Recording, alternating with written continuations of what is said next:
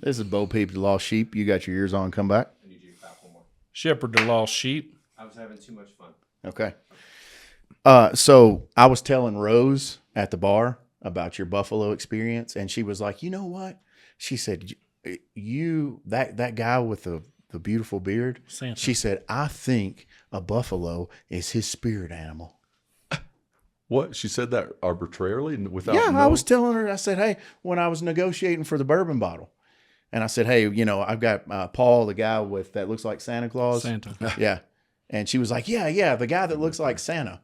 I said he had this. You did not say He that. had a vision. Yeah, at I the said foot he of had his a bed. vision. He was in an his living ethereal room, buffalo. and all of a sudden a buffalo Ayahuasca. just come running by Yep. and ran out the door, and then he's on the buffalo trail. She was like, "That's his spirit animal," and I was like, "You're probably right." This has become to like a mythological level. That's now. what it- This yeah. is I mean, not does. even. Yeah. But I mean, like, You got to keep elevating it. We got to keep getting it up there to where Mm-hmm. people are like, "Dude, he really did see a buffalo run through his living room."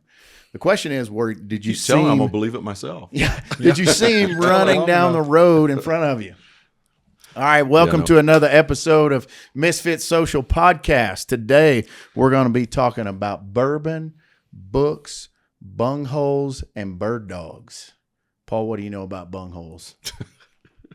That just made it. I know something else. That just made it right on this episode. Oh, thank you. Can we all just give Paul a hand, make him feel like Well, he's that's here? the wanna first hold- time. While we're talking about bungholes, let's hold hands. That was the first time I ever heard that term, and it's close to another term that's sort of like that. I've never heard that term. You've before. never heard of bunghole before? No. Okay. You want me to tell you what it is? Sure. Tell him. So in the bourbon industry, if you ever see a wood cask where they store the bourbon in rick houses, Okay. right in the middle of the barrel looks like a little wooden cork. That's the bunghole. And whenever you want the Not the phrase. What is happening said- right now? What is? He goes, I can't. I'm trying to do it. I can't say it. That's the bunghole. that's the bunghole. That's the bunghole. And if you I don't want know. to, if I you don't want even to know get, what's happening. if you right want to now. get, It's funny. I can't even breathe. I mean, if you want to, That's the bunghole. if you want to get the liquid gold out of there, you have to extract the bunghole out, and then what's left in the don't barrel they will taste come. it? I mean, don't Do they taste the Are we bunghole, doing a- or do they? Don't they like see how it's doing? Yeah, every once in a while they have to. They need to see where it's at. They got to ease the bunghole out real carefully, and then they have a little dripper that they stick in the hole, and they pull a sample out and kind of swish it around in their mouth to see if it's mature or not. There you go. Yeah. And is Yeah, you learn bungholes- something every day. So I've heard 50-gallon barrels. They have bungholes, but does wine? Does wine? Also Yeah, have a wine. bunghole? Yeah, all of the wooden cask, any barrel has a bunghole. Has a yeah, bunghole. as do humans. Man, I can't get it together on that. That's the bunghole. So, A lot could be said there. hobbies, interests, loves. Bird dogs. Talk to me. Love You got a bird few dogs, bird man. dogs, and Love you got a freaking few. I saw you dogs. petting that dog in the hotel lobby. What That was a good looking English setter. Okay. Yeah, that was a handsome. Yeah, Kind of a caramel color. yeah, there's not many bird dogs. Period. That I'm not like. When I see it, I'm like, yeah, I think maybe I should have one of those. But I got 4 at home already, and there's a limitation on what you can afford. What's the German one? Isn't there one that's from? Yeah, so you got a German short hair and a German wire hair pointer. Yeah. You have a German wire hair pointer. I know. I have a GSP, German short hair. Okay. Yeah. I mean, they're basically the same dog essentially, but the wire. Is that the color, the caramel colored one? What is that color? Oh, no. You're talking about Z. He's a And he's a wire hair. Vizsla? He's a wire hair Vizsla. Yeah. I love that look. Yeah. That's a beautiful dog. What's the origin loosely of a Vizsla? Or are they? So Vizslas in general, I'm not really for sure. So a standard Vizsla is very short haired, and I consider them a very lean dog. So they don't look real meaty and muscular. And back, I don't know I'm not going to get the date right, so I'm not even going to say what it is. But when they wanted to bring a little bit more rigidity to the dog, they bred it with like a wire hair German Pointer? wire hair because they're a little bit they just got a little bit more strength, a little bit more mass on them.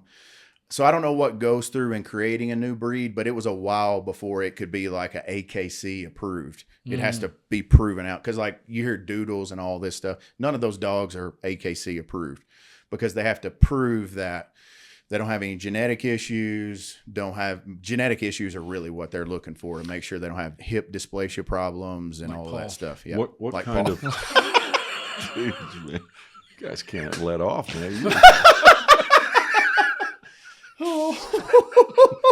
That was good. That was good. It's okay. I mean, I know. Are you okay in that chair? Yeah. Want Can that- somebody get him a cushion? that It's titanium- too close to you. That's the only problem. Yeah, I know. What were you going to say before What's the temperament of that dog? What's its temperament? So Vizslas in general are, I mean, they call them Velcro dogs. Just that's because they want to be that close to you.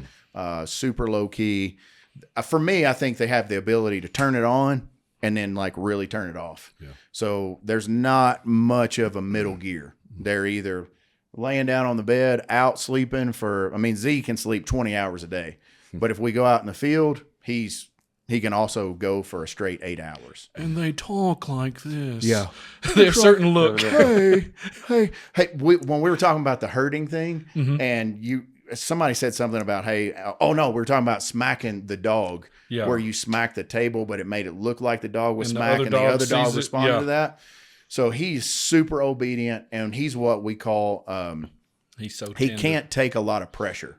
Yeah. And what that means is if you're trying to course correct him and you give him a lot of pressure, he's just going to shut down. Like he's not going to respond to it. That GSP that I have, she has to have pressure or she'll be on the other side of the mountain. Like, I mean, just totally different dogs. So what's funny is if we're just in the kennel areas and I'm taking care of them, feeding them, whatever, and I yell at the other dogs, he'll go out the dog door and just sit outside. It won't eat. You know, He's just like, I'll just wait. I'll wait till the yelling's over and then I'll come back in. That's like how. But what's funny is like when we're in the field, when I first got him, I couldn't even put an e-collar on him. He wouldn't even leave the truck just by putting, and I had never even used it. The main reason why I use a collar is not for correction. It's actually for location because you're hunting in grass that could be, eye level and he's the same color as the grass. So he gets in there and you don't know if he's on point or where he's at. You're just trying to see if the grass stops moving. So when you locate it, it's a pretty loud beeping sound. So just over the years, he and I had to build that rapport to where I could put that on him. And so the way I did that was just around the house. We just started using it a little bit, and he was like, "Oh, he's not going to light me up," So of your dogs, do each of them hunt for different things, or do you just set them in the field all at the same time for the same thing, or what? I wouldn't say that that we hunt for things in particular. Like one dog hunts for this, one dog hunts for that. The way we tend to divide them up is between pointers and flushers. So Fancy and Patch, the little English cockers, they're flushers. Now they'll kind of what we call flash point or make it look like they're pointing, but that's not really in their genetics to do that. They're just using their nose, and they know just from an obedience perspective, what they do is they back up the pointer. So when Z makes a point and I know that there's a bird there, Fancy you would think she's on point, but she's not. She is honoring him until I tell her to go in and flush the birds. Similarly to that, Z is supposed to honor her, and he just stays on point and lets her flush the birds. And then the birds get up, and you do. So you're usually hunting 2 dogs at once? I'd like to only hunt 2 dogs, yeah. Because it's so much fun. Yeah, Royce has been from a newbie standpoint. If you've never been bird hunting, you've got to do it at least once in your life. It is. I've been bird so hunting, much but fun. I with was the the dogs. flusher.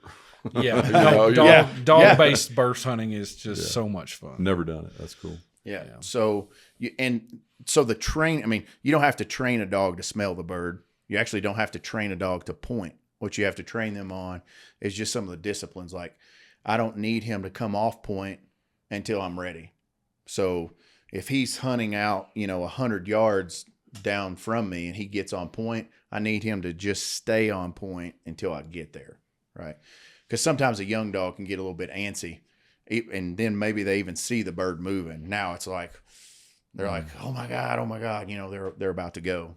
But I've had dogs all my life. The other thing that I love about these dogs is the way they love back. They'll basically hug you. And Z is so sweet, Yeah. but he's got that regal look. And I got to call him a professor, but he's like, we imagine his voice around the fire pit. He's like, "Hello, guys.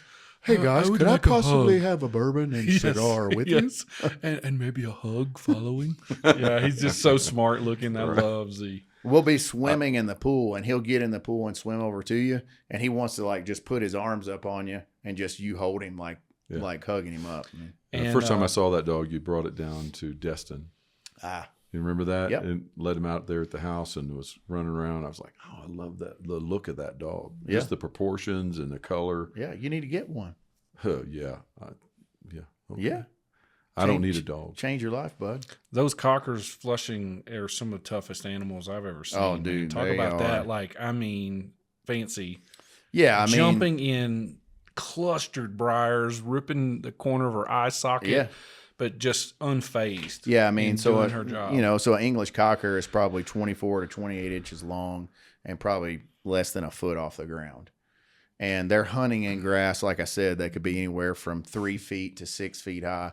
And I'm telling you, when it comes to retrieving the birds, there's not a dog that's gonna beat her to it. And I don't even know how she marks it, because if you're thinking about it, I mean, she's in.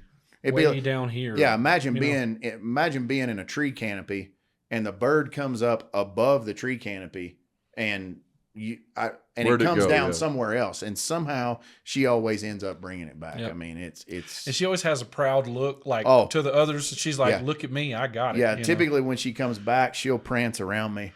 She'll do Check this out, do a couple victory laps around me. Like, Yeah. So look, sweet. Dad, look what I got. And it's funny when she's got like a pheasant in her mouth, because The pheasant's almost as big That's as a her. big bird. Yeah. And sometimes the wing will be in her face and she can't see anything. So she's just trying to smell me, and the bird's in her face. Yeah. So it's So much fun. and the way I got connected to that, Barry White, who was on another episode, he talked about memories of his. I can't remember if it was his dad or his grandfather on fly fishing, but I always heard my grandfather talk about bird hunting, and in the late 70s and early 80s, we had a really, really bad blizzard in the Midwest that like literally covered the ground for 3 weeks, sub freezing temperatures, and it pretty much extincted the bird population because they can survive in those temperatures if they're used to it, but we just don't get that kind of weather in our area. They're not acclimated. And so we had it 2 years in a row. Ouch. And so him and his father had always bird hunted, but after that, there were just no birds around. I mean, it killed them. So they ended up getting rid of their bird dogs and getting into rabbit hunting. But Plenty of rabbits. Yeah, plenty of rabbits. Yeah, You ever been rabbit hunting? It's been a minute, but They- I grew up It's on kind of that. fun. Yeah. Did you hunt with dogs, I assume, or No. you just No, kicking we them just- up? Yeah. Dude, we were the flushers. I'm telling Okay. you.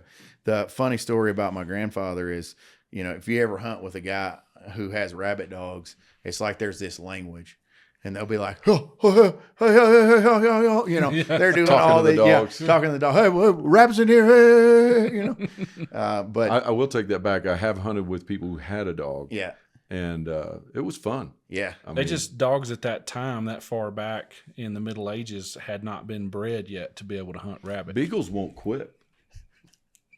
Oh, I see where you're going. yeah. Back in the he just Oh, just right past the Middle Ages. That's why he had to flush I them. don't know. Yeah. What was I saying? Beagles. Oh, they won't come home. Oh, They'll not just with, keep on hunting. You're like back eating dinner. They're still Yeah, they're still out. not working. without a shot you collar. quit? They won't. Yeah, well, yeah. there's But that. pre-shot collar, I've seen my grandfather shoot at his dogs. Yeah, I mean they don't quit. They He just, had one dog named Mike. Now to be out in the Mike? field, yeah, Mike. To be out in the field and hear a guy being like, "Yeah, Mike, hey, yeah, Mike, yeah, Mike, yeah. yeah, here, Mike, here, Mike." I mean, it's just like Mike.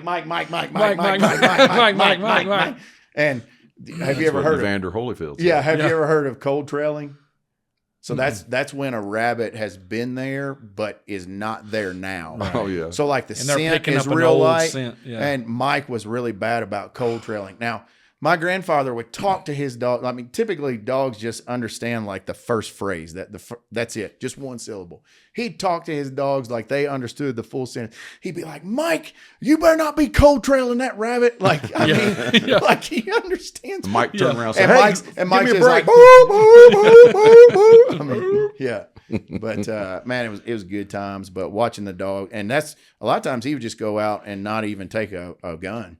He just like watching, stir 'em up. just watching his dogs do Oh, what that's they call fun. the Yeah, race, that's fun. because they're gonna typically a rabbit will take off somewhere near its home or its burrow, and they'll run a track. And when they come back around, they'll if nobody eliminates it, it'll get back in its burrow and be safe. So if you're not hunting a lot, what do you do to keep the dogs conditioned? I mean, is it cool to they're just hanging out, house dogs? What do you think has to happen to keep them in top shape? Yeah, so for me, my practice on that is I try to just like during the summer, it's so hot. I don't really focus on trying to run them at all, just because they can get. I let them out and let them run. They'll get hot, jump in my swimming pool, and then I put them back in their kennel, which they have a pretty nice run there. They have like a 12-foot run that they can go on.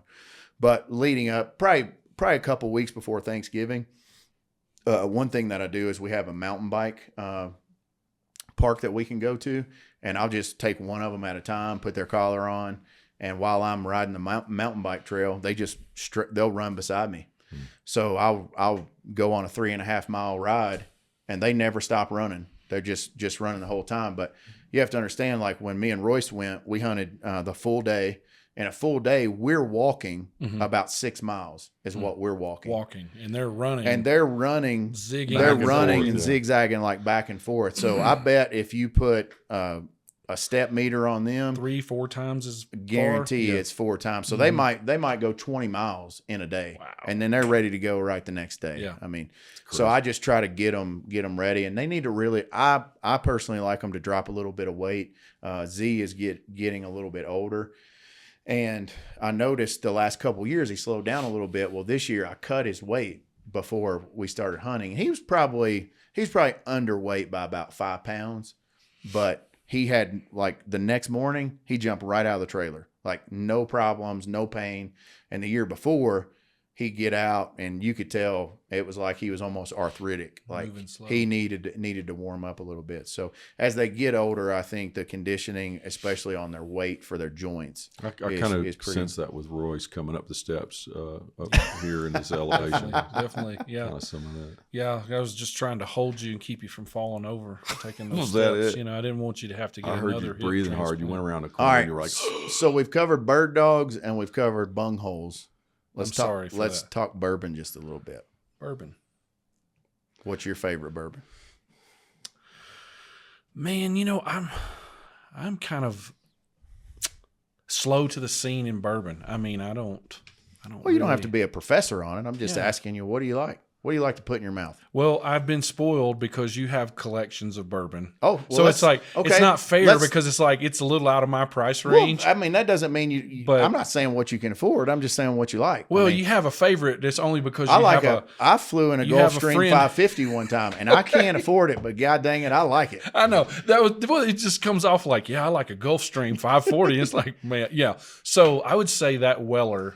All right, remember so let's me. walk through that taste test. That was Okay. the CYPB and the Create Your Perfect Bourbon, the white label, and the Pappy 23. That's what Pappy 23. That's what we were, and So- Pappy 23 is top tier Pappy. And I know this might be a little on the nose, but for those who don't know a lot about bourbon, what are we talking about cost comparison to? Because I'll tell the story, but Pappy 23 Yeah. is not cheap. Well, especially after COVID. unless you're lucky or you know a guy, you're not going to get either one of those bourbons at cost. Yeah, Because at you're all. going to have to get it on the secondary market. So the CYPB, we're talking about probably anywhere from $450 to $650 a bottle. Pappy 23, you're talking minimum $2,000 to $3,500 a bottle. Yeah. So I had cars in college that were Yeah, right. Yeah. Well, I mean, in the 50s, cars didn't cost that much. So So Oh man, I had keep the trying to get out of the hole. You teed that up, bro. I keep trying to get out of the hole. Well, Cliff's incredibly generous, and so we were at his place, and he's like, "Hey, I want to do a taste test." I'm a giver. And I wasn't sure what I had. He just went into his cabinet and came back out, and later, of course, you can find out what's what, but it's a blind taste test. Sets it down, 2 shot glasses, and he's like, "I just want you to tell me which one you think's the best." And they're both amazing. But the Weller, what I find out later, it eclipsed the Pappy. Now, had I just had the Pappy, I would have been, this is probably the best bourbon I've ever had in my life. Mm-hmm. But when you had it side by side with the Weller, for me at least, it wasn't even a comparison. So I would say that's my all-time. I just never can remember the letters that go with it. Yeah. But yeah, that would be my favorite. So backing that back up to bungholes a little bit, the CYPB, the Create Your Perfect Bourbon, that's actually created each year, as that's the way I understand it, by the master distiller. And what he's doing is he's taking maybe some Weller orphan barrels that didn't get selected for this or that, and so he's basically baking a cake is what he's doing. Mm-hmm. And he's taking the bunghole out, sampling things, but they're blending it. So it's a blended bourbon. It's not just so opposed to Pappy 23. Right. Pappy 23 has literally aged for 23 years in the same barrel. Yeah. Yeah. Paul, you would really enjoy, especially like Buffalo Trace. It'd be fun for us to go together. Just I would love because that, the Buffalo and the whole deal, but like the science, learning and what they do behind it. So you'll be in a rick house. That's where they store it. It's not conditioned. And if you've ever been in Kentucky, if you're in Kentucky during the summer, you know how hot it gets. Well, like this Buffalo Trace that we've got sitting right here, this isn't aged very long at all. So when it goes into the barrel, it goes in clear. So when back up just a little bit more. 3 things have to happen for it to be a bourbon by law. This isn't just like taste profile or whatever. By law, to be considered bourbon, it has to be 51% corn. So the mash bill has to come from 51% corn. It has to be in a virgin charred oak barrel. So you know how you were on my painting that you made for me, how you made that out of that white oak? So it has to be a virgin barrel that's charred, and it has to be aged for a minimum of 6 months. So those are 3 conditions for it to be called bourbon. Now, it can be 70% corn, but it just has to be a minimum of 51%. So when they put that in, they call it white lightning. When they take the white lightning and put it in there, it's clear.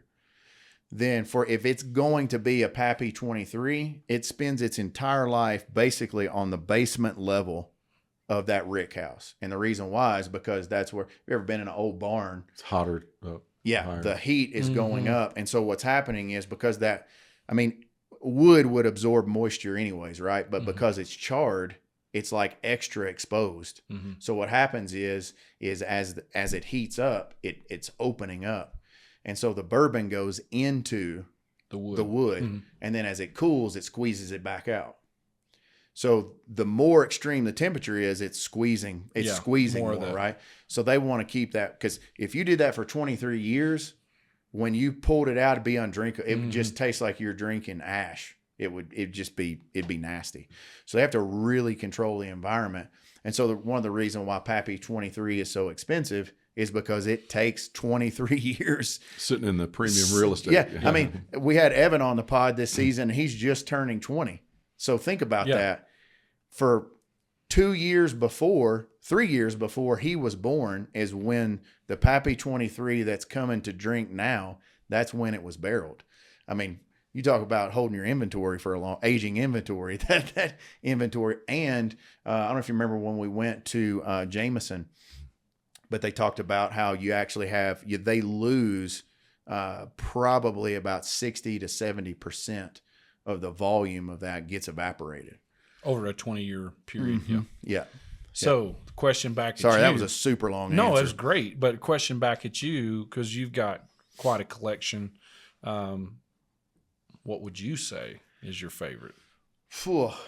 I would throw a Blanton's in there too, but just keep going. Is this worth just that need to make a plug? All right, so let me get the parameters right. Is I get one bourbon for the rest of my life, or this is just my favorite? Let's do both.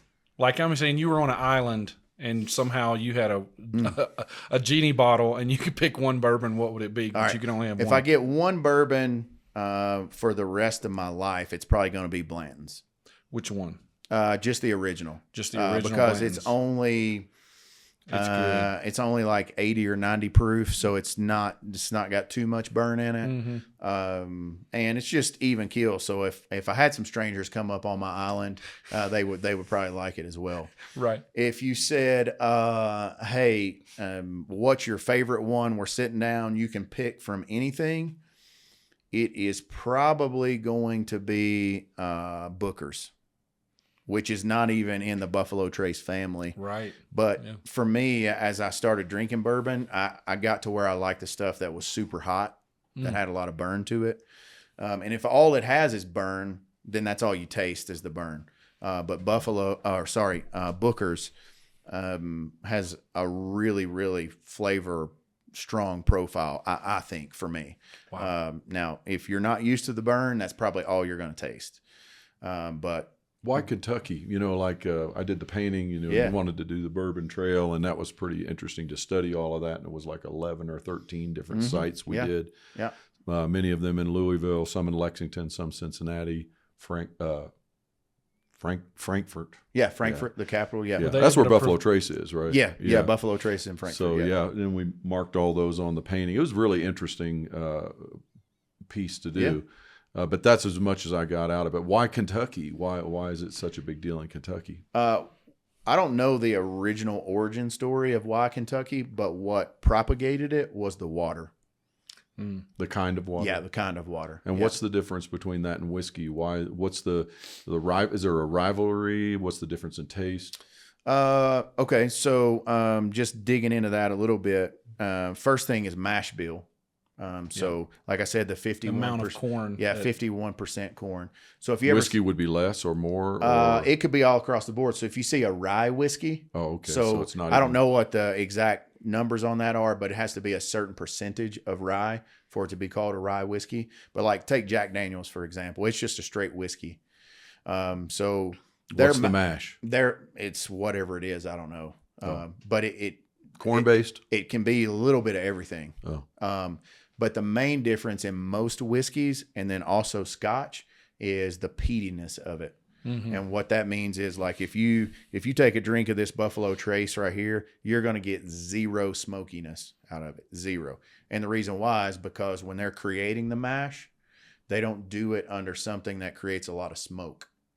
Because the smoke absorbs into the mash bill, and then you taste that and you're like, dude, that tastes smoky. So if you taste this against a Jack Daniel's, the one differentiating factor is the smoky taste. And that's because when Jack Daniel's is doing their mash bill and they're doing all the drying process and the curing and all that, they use peat, which is basically like a moss. And when they burn that, you can like really taste it in the flavor profile. So that's a big part of what makes a Scotch too. Yeah, and that's what I don't like about Scotch is, and not all Scotches are like that. What are you saying about Scotch? What?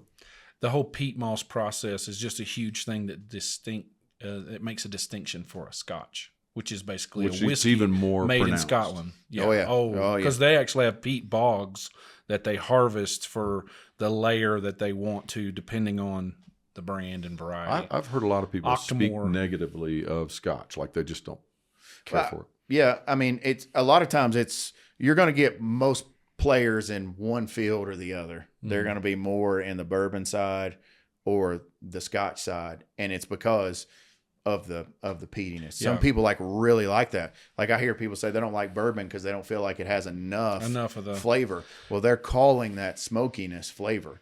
But for me, like even with barbecue, if it's overtly smoky, it's too much for me. It's a personal but some thing. people really like that. Like they'll add intentional applewood chips or whatever it is to increase that smokiness. It's not a thing for me. It's just not what my palate likes for whatever reason. Octomore, which is I think Bruichladdich distillery. Because that's Scotch, right? Yeah. But I think it was at one time one of the peatiest, and it's like drinking liquid campfire. Yeah, 100%. I mean, just straight up, just Yeah. Sounds appealing. Campfire in your mouth. But yeah, those are some of the nuances there. Yeah, and if how that's all there processes is, are. and I'm sitting around a campfire, I would do it to be social, Mm-hmm. but I ain't having more than one, or I'm putting a whole can of Coke in it, Right. you know, Right. to drown the smoke out. But yeah, going back to the CYPB, Weller they are. Yeah. To this, It's nothing's come fantastic. close Yeah. to that.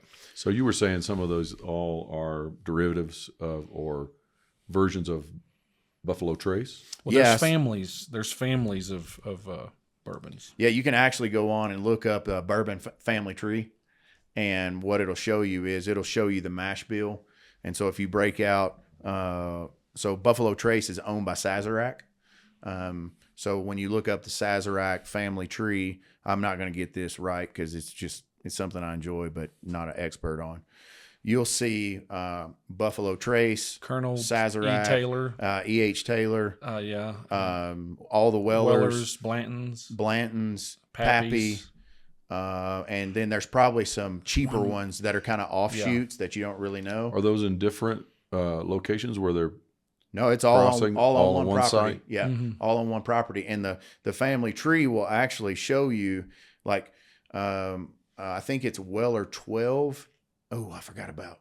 I gotta change that. I gotta change my answer. Oh, that what color labels that? Weller? It's the burgundy one. I gotta change my answer. It's not Booker's. Did It's you do gonna that in high school too? It's gonna be Weller 107. Okay, and that's a burgundy label. Yes, change my answer? yeah. Can I change my answer? And which one is that? The island one or the one that you would just order anytime? That would probably be my number one. Okay. Yeah. Yeah. But so anyway, it's like Weller 12, and I think it's Pappy 15 or 20, has the same mash bill, the exact same mash bill. Yeah, same origin, and they just kind of branch later in the process and become different things. And they say that the poor man's Pappy, like poor man's Pappy 23, is you take a Weller 107, Weller 12, go 50-50. You know, you ever seen I've those heard little this. wooden barrels? I've heard this. Like yeah. you can, it's just like a little Oh, wooden yeah. cask. I mean, Yeah. it's about the size of that bottle. Stored in there. Yeah, you go 50-50 and let it age for a while, and they say that's the poor man's Pappy. Wow. Yeah. Does that little barrel have one of those holes too? What hole is that? Oh, you know. Yeah, how would you Yeah, describe what pronounce hole? it for I us? can't pronounce it. Oh yeah, you can. Come on, say it. You can do it. You can do it. Say it. That's the the bunghole. Yes, it has a Bunghole. bunghole, but it's a small, extremely it's a tiny bunghole. bunghole. Tiny bunghole nowhere near the diameter or girth of the other bunghole. of the full size Yeah. bunghole. Yeah. I think. Well, I think I know what I'm just getting. gonna. I think I know what I'm getting you for your birthday. Yep. Just a bunghole. Just a Yeah. just a bunghole cap. So it doesn't start with a B, but let's talk cigars just real quick. Okay. What's the best cigar? Can you even reference it or? Man, it's so the only I'm so limited on cigars. I'll only smoke them with you, hardly, or maybe another friend, just because it's not a big Yeah. interest of mine. Yeah. But I remember you coaching me just a couple of weeks ago on the whole world of it. Is it Madrone or Padron? What was the Yeah, the brand was Padron, and the Padron. leaf was Maduro. Yeah. Maduro? Yeah. So that in that vicinity, just from those that you've exposed me to, I think they're good. But I just have such little Yeah. understanding of that. And So it's pretty cool. A couple years ago, went to Bourbon and Beyond. It's a big outdoor concert in Louisville. And walking up, there was a Pappy booth. And I'm like, there is no way these guys are selling Pappy at Bourbon and Beyond. Well, what it was is they were taking like some of the so when they take the bunghole out, sometimes all the liquid doesn't come out. And this guy started buying the leftover barrels, and he'd take his tobacco And leaves. spit it in there. He'd take his tobacco leaves and add water to it, and then he would age the tobacco leaves in the old Pappy bourbon barrels. Oh, and the water would allow some of that to still come back out. sure, And yeah. so that's how so now they have the Pappy cigar. Are all Oh. of those leaves aged in some fashion? As far as and how you make a cigar, Yeah. I don't know about that. I just thought How are they cured? That's what I guess. I don't know. But what was Yeah. cool is the guy who was doing it, who owned that segment, he was there. in that booth. So you got to talk to him about how he did it and how he aged it, and then how they get wet and then they actually have to dry them back out before they roll them. But I thought that was a pretty cool play on creating a new product for the Pappy line. But if you ever get a chance to smoke one, there you can literally taste the bourbon. And it's not overpowering, but you can taste it in the leaf whenever you're smoking. It's pretty cool. So let's switch gears. We've been on a few B's. Let's talk books. Paul, I saw you reading a pretty cool book in the lobby this morning. Oh, Jim Collins. So loved Built to Last and Good to Great. Just some books you just go back to and you reference a lot and you kind of study and restudy and get coached up a lot out of certain books. And his books were like that for me. And then I saw somebody comment that, their favorite book of all times was Jim Collins' book, Beyond Entrepreneurial. And I'm like, what? I never even heard about this. And I guess it was one of his seminal works. So that was the one I was reading. And it's kind of there are some things in there like that you see in his other books, he references, but it's great. I mean, I'm loving it. It's a slow read. You know how you can burn through a book? You don't want to do that with this. You got to chew on this one a little bit. Right, journaling a little bit, underlining some stuff, taking, rethinking some of your ideas. It's a challenging. It challenged me. Yeah. You said it was kind of causing you to rethink your core values a little bit, and maybe not what you actually believed about the core values as much as how are we articulating that, and is it driving it home? I think the first pass at our core values was kind of immature, maybe, and we were just thinking, we need core values. What are core values? You were trying to think of them, and you almost craft things that you are trying to live to. But I think that what he was saying in that book was these are things that are your philosophy. Yeah. Right. These aren't things that you're living to. They're who you are. So articulate them. And I found that process actually really, I could do it in a second. I mean, just like it didn't take me 2 minutes. And I'm like, oh, wow.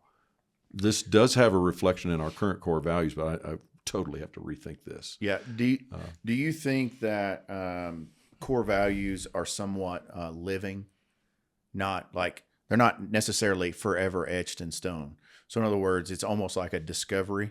Like you're like, oh, this is where we are in this time, and this is what our core values are. And then it's like you're going in just a little bit deeper. I think some of the things that you thought were probably your philosophy early get enfolded into bigger ideas. Okay. Because as you mature, you take an idea that you had earlier, and then it gets enfolded in kind of a more of an umbrella idea. It's still a piece for you, but it's morphs. Yeah. So I think they do change. I don't think things go away necessarily. Right. They just kind of get enfolded into bigger ideas. I don't know. So almost more of like an evolution sorts. Yeah. I think at Tungco that's a little bit of what happened because we all have this feeling of we know what we believe, and then we're trying to get that on paper, and then you get it on paper, and maybe it works and connects for a little while, and then maybe the organization matures, leadership changes a little bit, or maybe your just whole dynamic changes, and you got to bring that up or evolve it. It's not necessarily that you've went from right field to left field or from Yankee Stadium to Boston to Fenway, but it just keeps maturing and evolving. Yeah, and I think things need to be highlighted in your organization more at times, right? So then you look at one thing and say, well, that's kind of in the bank now, this is what needs emphasized. Yeah. So you end up looking at your list with like it's suspect because you're thinking, well, this is what we need to be doing now, Yeah. I think there's some morphing there, but yeah. What else? I know you mentioned in one of the other episodes that on your nightstand you keep the King James Version Bible and Putin's autobiography. But is there anything else? Anything else that you would put in there? Any other misfits you're reading? I really like Philip Short. I'm just going to ignore the barrage of ignorance, and we'll talk about something else. But no, Philip Short. Have you ever read any of Philip Short's? He's just a great author. No, I know Martin Short. The reason never heard of Philip. Yeah, a little different. No, I was on a trip, and all the war had broken out, and so I picked up a book on Putin. Okay, so just hang on here, hold your comments. Paul said that was his misfit, and so I wanted to know that history. I didn't feel like I really had my brain wrapped around him the history and all of that kind of stuff. And this was back in the Crimea time. You loved him, but you didn't know why, right? Is that what it was? Yeah. Read on, brother. And so then when I read his Philip Short, He knew why he loved him. now Putin is one thing. Philip Short as an author, amazing. The guy's crazy good. Yeah, he's just a great author. And then I read Mao, another favorite Another commie. tyrant. Yeah, Another commie. hero. yeah. his Another turn hero of phrase of and stuff. thriving leadership. That made Adam shake his head. But, He you was know, like, here's "No, the they didn't deal. just say that." You have to read. There's things you can learn. There's things you can learn from tyrants. Yes. Yeah, I mean, I we feel don't like have- you've learned we a learn- lot from yeah, tyrants. They don't have to learn be our heroes, Exactly Paul. That's what different. not to do. Yeah. It's like, I'm aspiring to be like Mao today. Something like that. So you mentioned Short, but Martin Short and Is this where you're going to take this?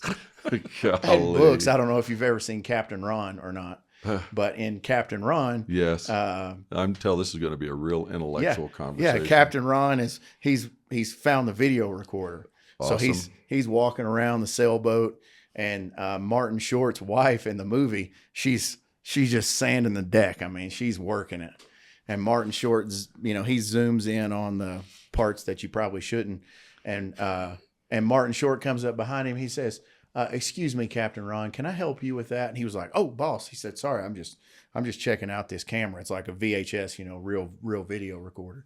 And Martin Short says, "Excuse me, I have read that came with a 45-page instruction manual, and I read every page. How many have you read?" He said, "I haven't." He said, "I just saw it and thought I'd get it out and do some recording." And he said, "Here you go. You can have it back. I'm sorry."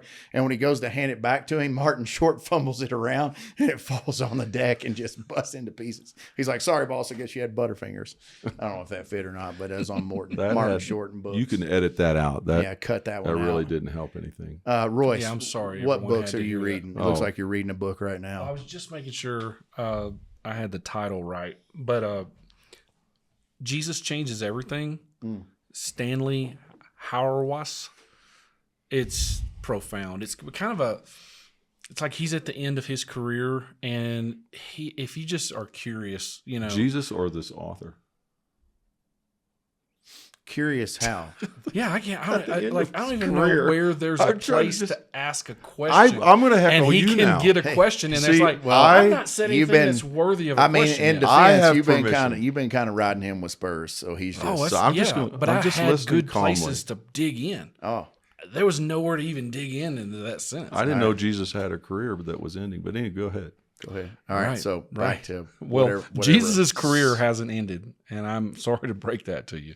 But Stanley Hauerwas, he is so prophetic in an academic sense of just calling out so many of the inconsistencies in how that Jesus has been followed and practiced by a mainstream institutional church. And I couldn't encourage. If you're just curious about the person of Jesus, you're going to glean so much from that. And then I would add one more, for me at least, is The Soul Whisperer by Daniel Austin Napier. You son of a gun! You took my book. Did I? Go well, ahead. I Go. want you to talk about.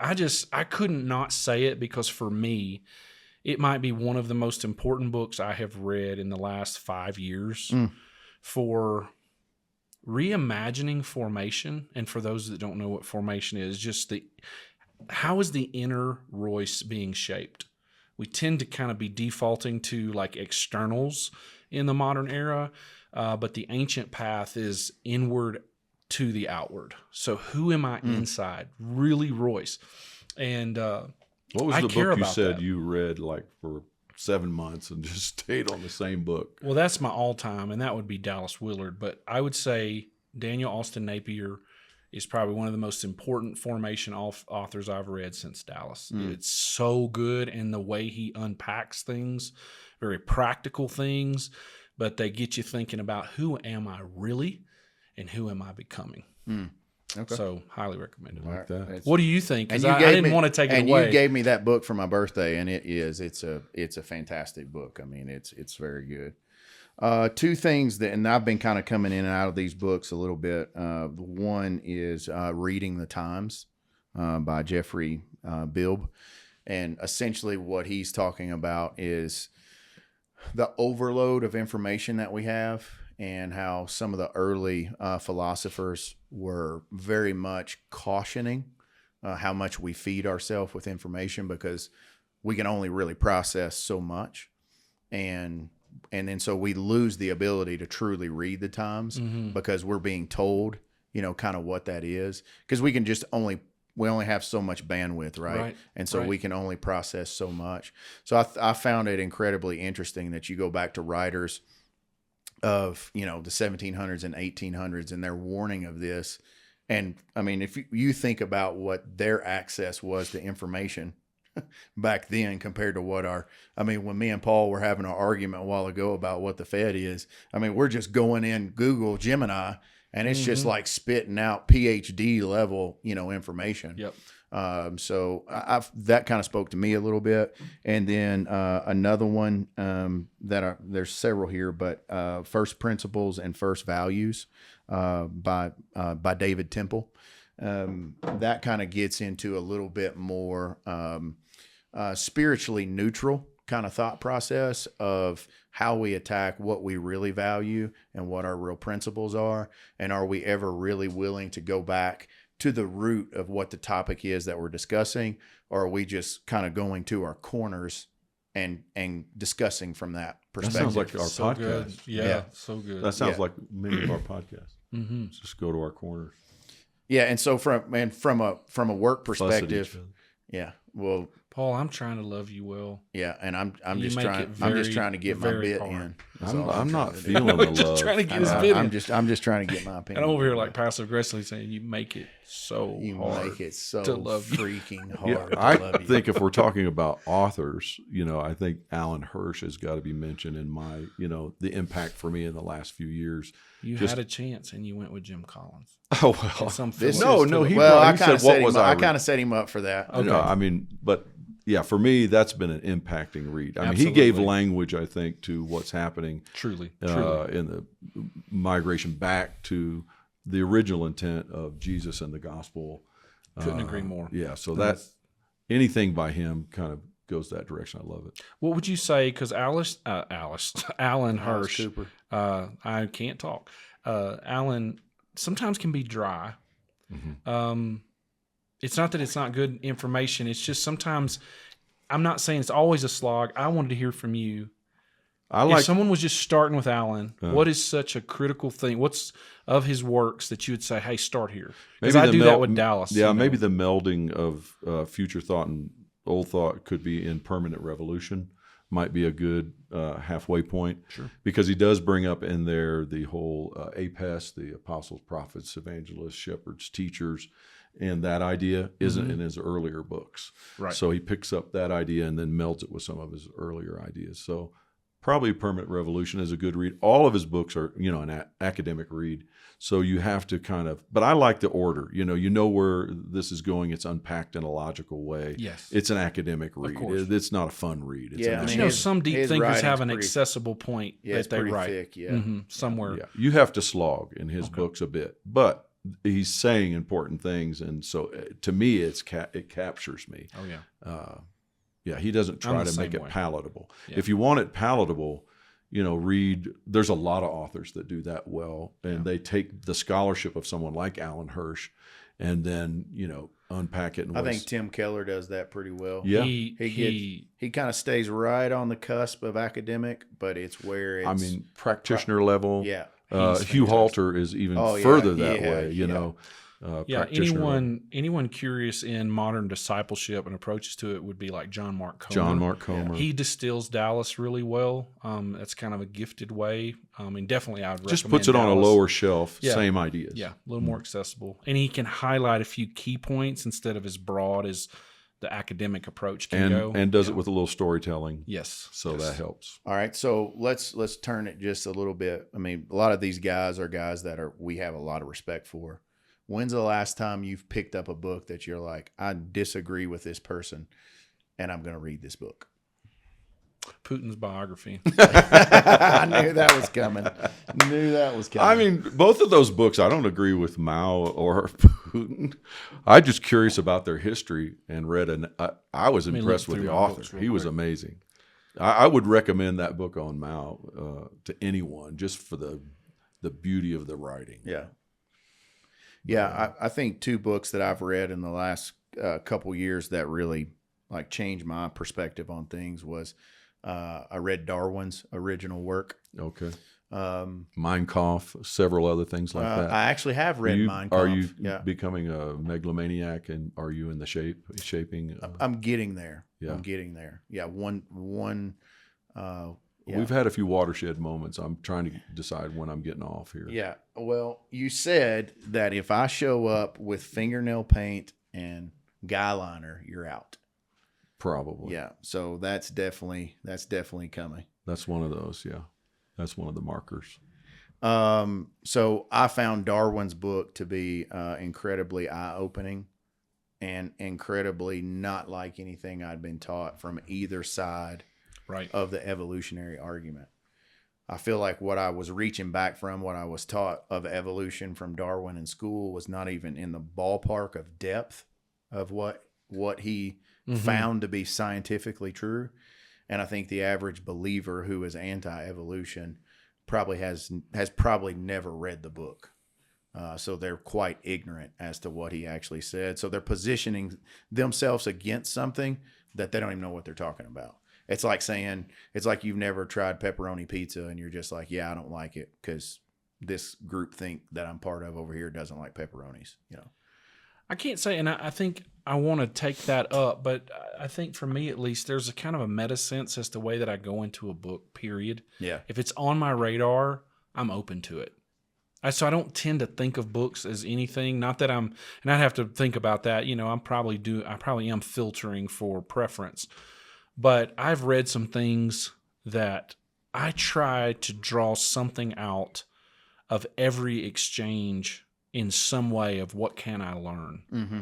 I really I want to understand. So I'm trying, like, even with the joke about Putin, I have not read that, but if I did, if I did, I'm looking at everything that I'm reading to understand. So I don't know how you cannot benefit even from a book that you might know right away. I don't know what I'm going to get out of this. Yeah.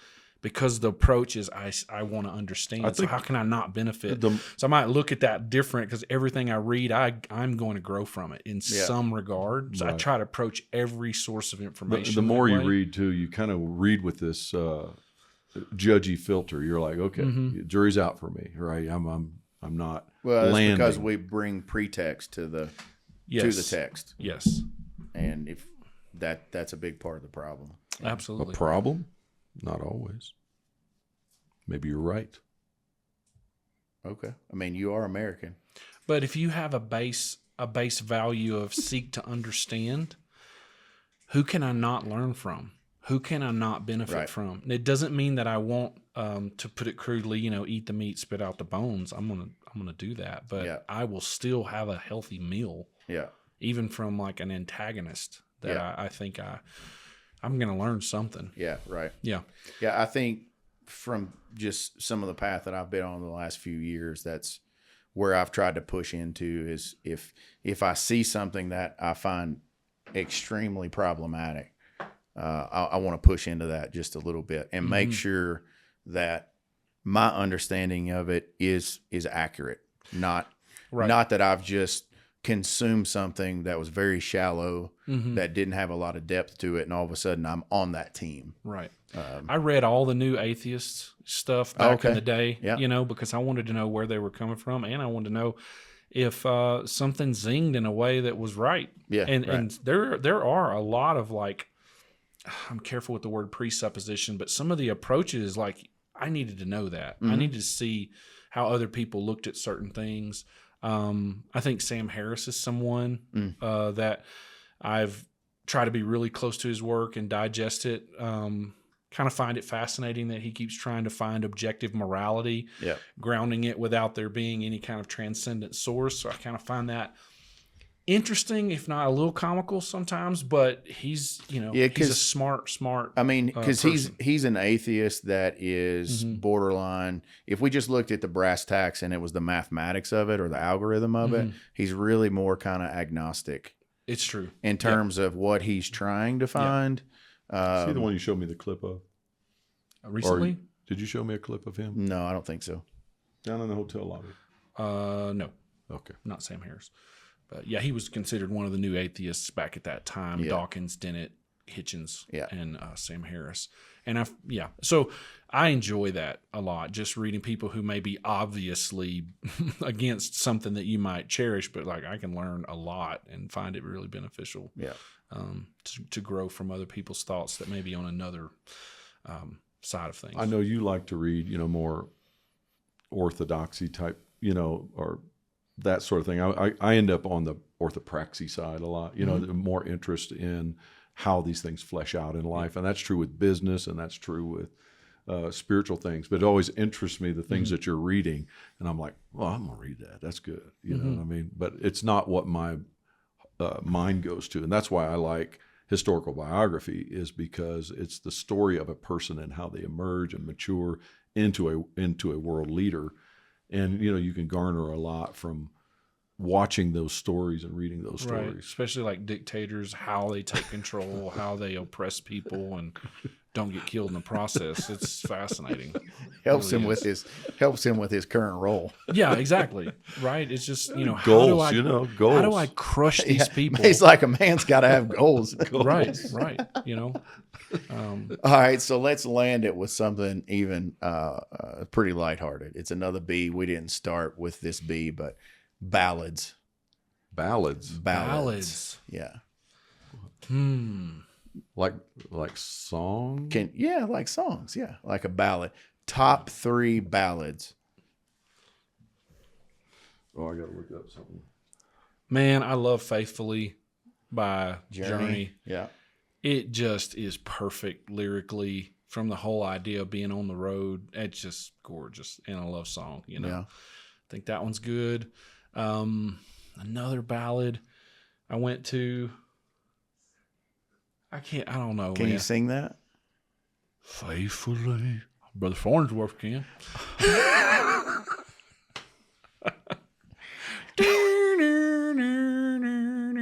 I can't wait to hear this. Goodness. I don't know if Here I Go Again by Whitesnake. Here I go.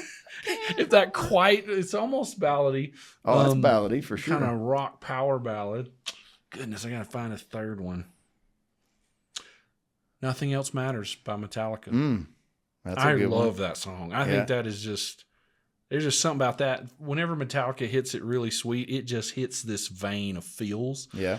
And I thought that was a really cool moment in their career. And it just says a whole lot about trust and people you love and can pick on, even though they admire dictators. Yeah, like to hold hands. You can love them. Yeah. We don't have to agree on Putin. All right, so Faithfully, Nothing Else Matters, and Here I Go Again. Yeah, I just randomly pulled. Okay, all right. I probably would, like you with bourbon, think of a Weller or something in a minute, but that's just the first thing. Dang. I didn't have any, I didn't have any prep on the ballads. Yeah. I probably could have done a little better. I pulled that one off. There was a season the in my director life pulled that on us. that I listened to Bob Dylan's song "Positively 4th Street" over and over again. Have you ever listened to the lyrics of it? Are you going to sing it?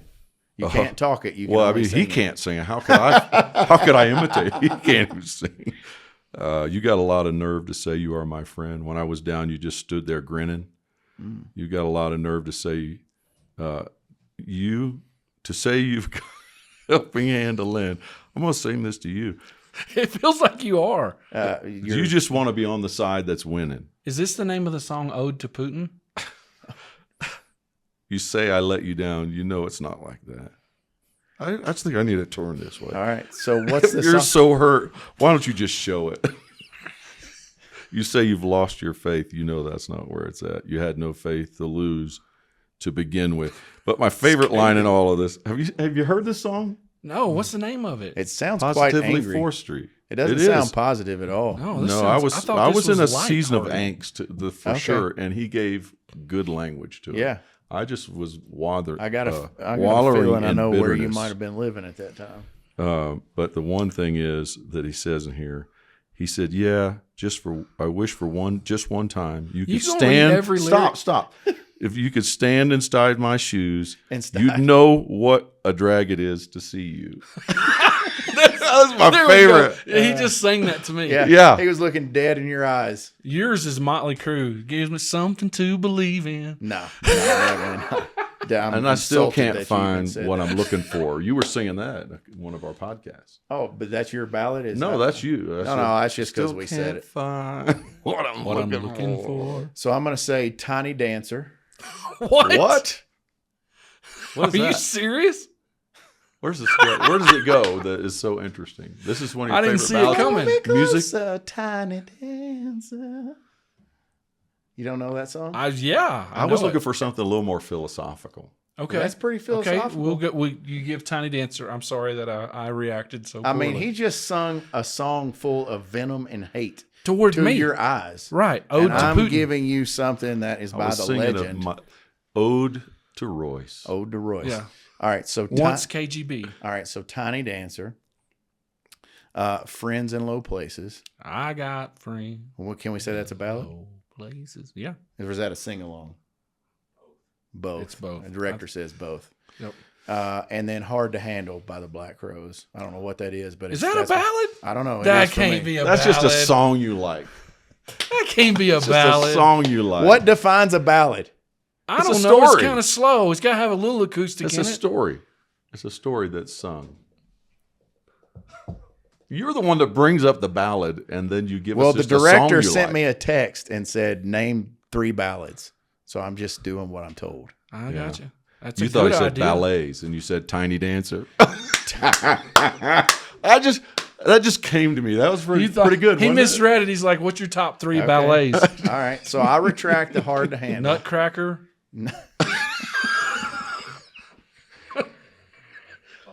Bunghole.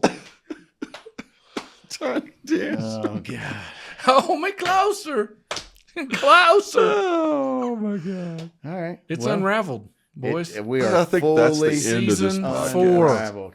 has come unraveled. We've Yeah, just ground to a halt. All right. Well, we've been talking ballads, books, bourbons, and bungholes. Could have gone to buttholes, but So That's a you whole- won't But that would have say been a whole episode on well, you. you know, you won't say you guys left it bunghole. unsaid. It's the elephant in the Oh, room you- the entire time. You've Come already on. had a whole episode. All right, that's